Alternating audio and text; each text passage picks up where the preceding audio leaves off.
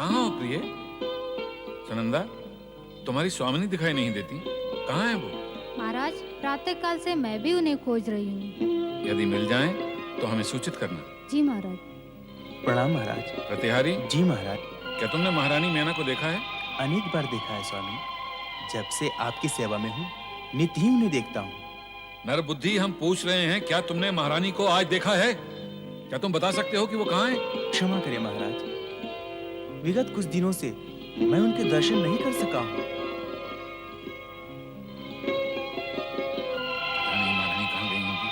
महाराज, कुलगुरु ऋषि गर्ग पधार रहे हैं। गुरुदेव, अपने सेवक का प्रणाम स्वीकार करें। आयुष्मान भव, कल्याण भव। पधारिए गुरुदेव।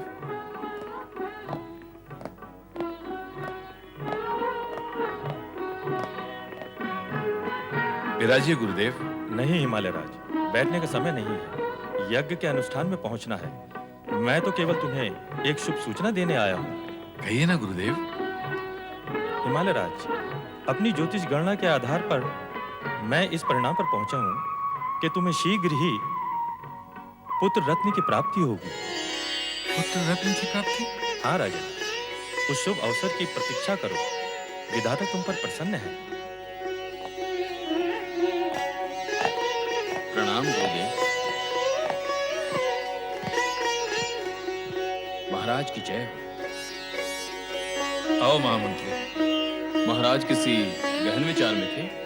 हाँ महामंत्री, देखो ना, सुबह से महल का कोना कोना छान लिया है, लेकिन महारानी मैना कहीं दिखाई नहीं देती। वे महल में होंगी तो मिलेंगी ना। अर्थात वो महल में नहीं है। कहाँ है वो? महाराज, वे वन में शक्ति की आराधना कर रहे हैं। वन में शक्ति की आराधना? अकेले? हाँ महाराज। हम भी वहां जाएंगे। तुम्हें शीघ्र ही पुत्र रत्न की प्राप्ति होगी। महारानी। ओम आइम ह्रीं क्लीं चामुंडायै विच्चे। ओम आइम ह्रीं क्लीं चामुंडायै विच्चे। ओम आइम ह्रीं क्लीं चामुंडायै विच्चे। ओम आइम ह्रीं क्लीं चामुंडायै विच्चे। ओम आइम ह्रीं क्लीं। प्रिय,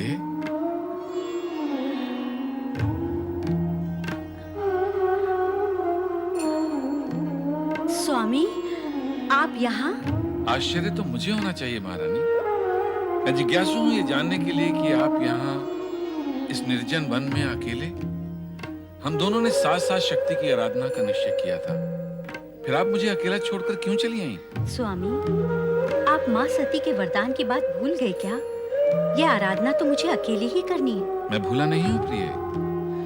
तुम यहाँ सती को अपनी पुत्री के रूप में पाने के लिए आराधना कर रही हो, और वहां कुल गुरु ऋषि गर्ग ने भविष्यवाणी की है कि हमें पुत्र रत्न की प्राप्ति होगी। स्वामी, आपने तो मुझे दुविधा में डाल दिया है। दुविधा में या हर्ष में? स्वामी, मैं आपसे विनती करती हूँ कि माँ शक्ति की आराधना मुझे अकेले ही करने दीजिए। पर महारानी, हमारे कुलगुरु ऋषि गर्ग की भविष्यवाणी पर भी विचार करो, जो अटल है। उनके अनुसार हमें पुत्र। स्वामी, इस समय वो सब चर्चा ना करें, मुझे पीड़ा होती है। मैं आपसे हाथ जोड़कर प्रार्थना करती हूँ कि इस समय मुझे माँ शक्ति की आराधना करने दें।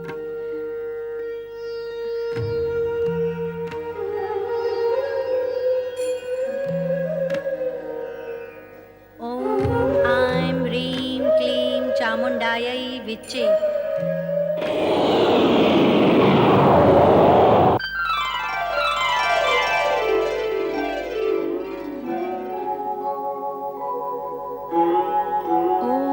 शिवाय। मुझे आज्ञा दें देवेश्वर। आज्ञा? क्या तुम यहाँ इस समय मेरी आज्ञा से प्रकट हुई हो? निस्संदेह, आपकी इच्छा के बिना तो मेरा यहाँ प्रकट होना संभव ही नहीं है। आपकी लीला तो अपरंपार है। उसी के वशीभूत होकर मैं यहाँ इस समय आपके सामने प्रकट हुई हूँ। मैं आपसे भिन्न तो नहीं हूँ? भिन्न नहीं हो, तो प्रकट होने और आज्ञा लेने की क्या आवश्यकता है? वो भी आपकी लीलावश। सती अवतार में पिता दक्ष के यज्ञ में जाने देना और उसका विरोध न करना, वो भी तो आपकी लीला ही थी। तब तो तुम्हें यह भी ज्ञात होगा कि मैंने ऐसा क्यों किया। तुम मेरा अभिन्न अंग हो तो यह भी अवश्य ज्ञात होगा कि तुम्हारा अगला नारी अवतार कहाँ होगा। यदि ज्ञात है तो आज्ञा लेने की क्या आवश्यकता है? हिमाचल महारानी मैना देवी की आराधना का उत्तर देना आपकी आज्ञा के बिना कैसे संभव हो सकता है देवेश्वर? शक्ति की आराधना करने वाले साधकों को अनुकूल उत्तर देने हेतु तुम स्वतंत्र हो। मैं समझ गई देवेश्वर।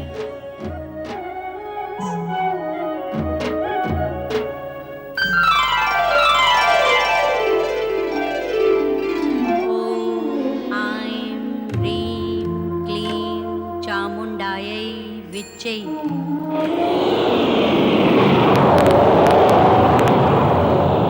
ओम ऐं ह्रीं क्लीं चामुण्डायै विच्चे।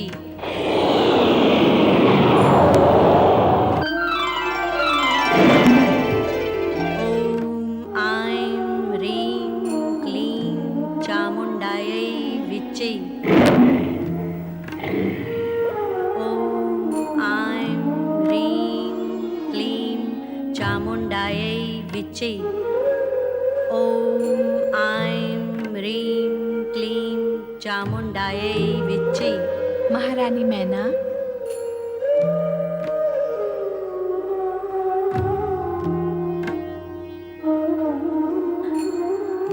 माँ जगदम्बा, मैना रानी, मैं तुम्हारी भक्ति और आराधना से प्रसन्न हुई। माँ जगदम्बा, अब मुझे भी प्रसन्न कीजिए। आपने मेरे घर पुत्री बनकर जन्म लेने का जो वरदान मुझे दिया था, उसे पूर्ण करो माँ। उसी उद्देश्य की पूर्ति हेतु तो मैं प्रकट हुई हूँ। मैं पुत्री के रूप में तुम्हारे गर्भ से अवश्य जन्म लूंगी, किंतु ऋषि गर्ग की भविष्यवाणी और तुम्हारे पति की मनोकामना पूर्ण होने के पश्चात प्रथम तुम एक पुत्र की माता बनोगी, उसके पश्चात मैं जन्म लूंगी। उस समय की तुम्हें प्रतीक्षा करनी होगी। तुम्हारी आराधना पूर्ण हुई, अब तुम अपने महल लौट जाओ।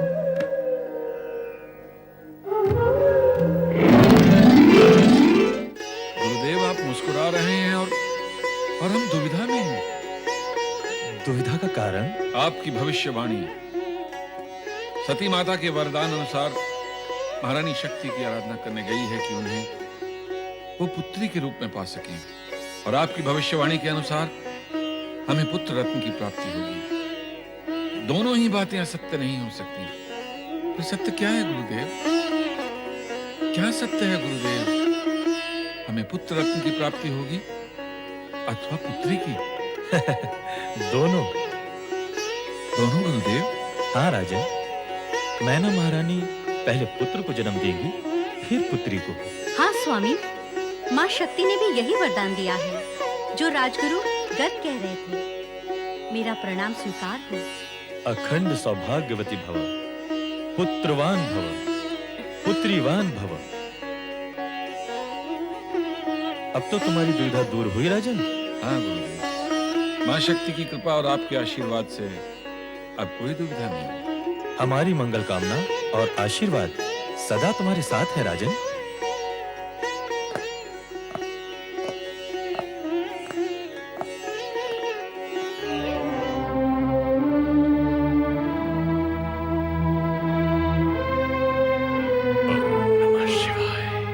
प्रणाम पिताश्री। प्रणाम पिताश्री। कल्याण हो। आश्चर्य पिताश्री, आज आपको शिव पूजा में इतना अधिक विलंब हो गया कि आपने अभी तक राशि परिधान भी धारण नहीं किया। राजकुमार अम्बरीश, युवराज मुचकुंद, आज अनायासी शिव पूजन के उपरांत हमारे हृदय में वैराग्य भाव उत्पन्न हुआ। ऐसा वैराग्य उत्पन्न होने के पश्चात किसी भी दृष्टि से हमारा सिंहासन पर आसीन होना शोभनीय नहीं है वत्स। पिताश्री, महाराज, ये क्या कर रहे हैं आप? पिताश्री, ऐसा न कहिए। आपसे अधिक इस सिंहासन पर बैठने के योग और कौन हो सकता है महाराज? राजकुमार, तुम हमारे ज्येष्ठ पुत्र होने के नाते अब इस सिंहासन पर तुम्हारा न्यायोचित अधिकार है। कदापि नहीं। आपके होते हुए मैं इस सिंहासन पर कैसे बैठ सकता हूँ? ये प्रजा की इच्छा के भी विरुद्ध होगा। भ्राता सत्य कह रहे हैं तात। आपके समान धर्मात्मा प्रजा पालक शासक युगों में एक ही बार जन्म लेता है। हम ही नहीं, आपकी प्रजा भी आपको इस सिंहासन से दूर नहीं देख सकती।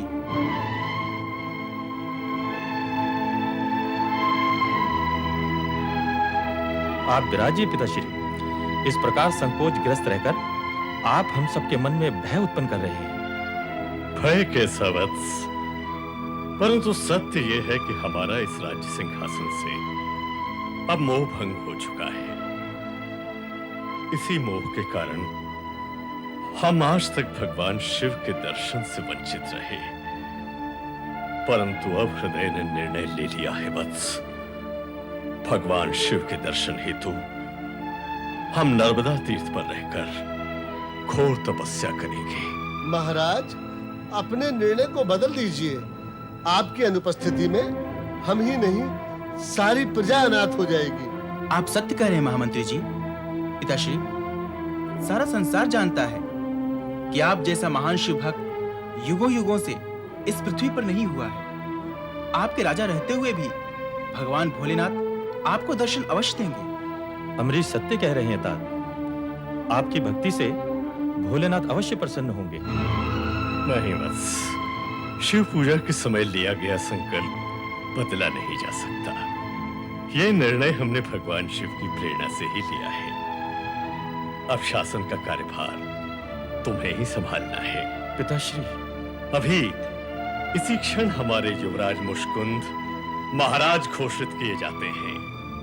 बोलिए महाराज मुष्कुंद की जय। महाराज मुष्कुंद की, महाराज मुष्कुंद की, महाराज मुष्कुंद की।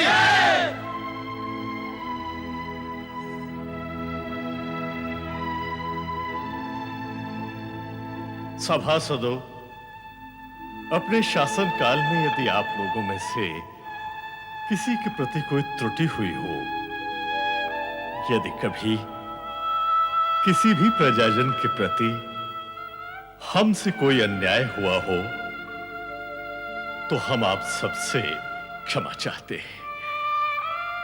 पुत्रों, शिव भक्ति की ज्योति को सदैव प्रज्वलित रखना। भगवान शिव कल्याण करे। ओम नमः शिवाय।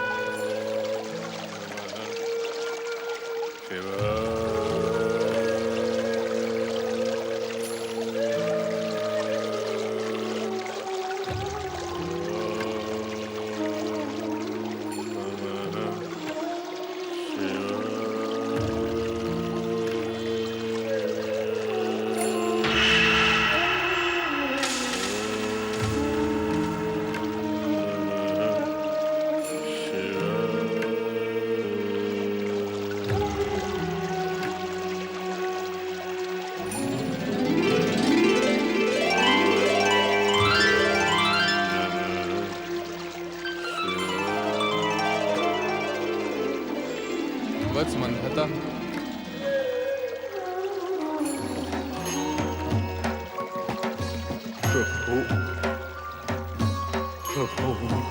उठो वत्स। देवाधिदेव, आपके दर्शन पाकर मैं कृतकृत्य हुआ प्रभु। कृतकृत्य हुआ। हम तुम्हारी इस कठोर तपस्या से प्रसन्न हुए राजा। अपनी इस तपस्या का प्रयोजन करो। केवल आपके दर्शन, केवल आपके दर्शन प्रभु। मांगो, क्या वरदान मांगते हो? मैं किसी वरदान प्राप्ति के लिए आपकी शरण में नहीं आया प्रभु। केवल आपकी कृपा, केवल आपके दर्शन के लिए, आपकी कृपा, आपके दर्शन के पश्चात यदि मैं कुछ भी मांगूंगा तो आपकी कृपा से तो कम ही होगा ना प्रभु। फिर भला मैं घाटे का सौदा क्यों करूं प्रभु, घाटे का सौदा क्यों करूं?